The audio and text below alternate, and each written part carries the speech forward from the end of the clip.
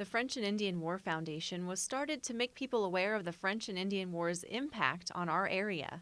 It was basically a war between the British Empire and the French Empire. And in North America, where it's called the French and Indian War, there were actually Indians who helped the British, and there were Indians who were allies of the French. And so the name was a little sometimes confusing to people. The war broke out in southwestern Pennsylvania in 1754, and the British suffered two major defeats.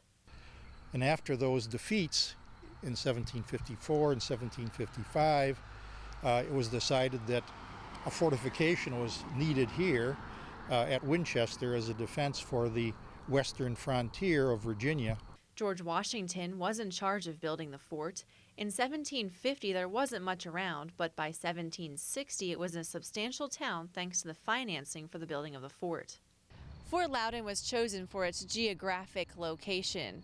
It overlooks Winchester down the hill. Now there is a new cell phone tour that lets you learn all about the history of the fort.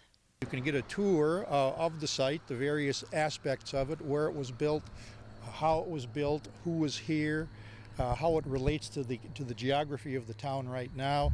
There is one surviving feature from the 18th century, and that's a well located on the property. Wells are notorious as great places to find historical artifacts.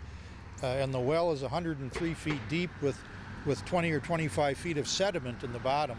And there are, in fact, plans to excavate that well and see what might be hidden in the bottom of that well, and very likely we're going to find very interesting things. As I noted, perhaps even George Washington's old wine bottles.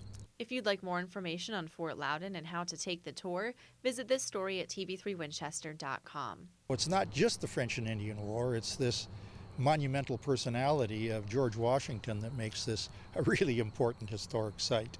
In Winchester, Cassie B. Hofist in your community.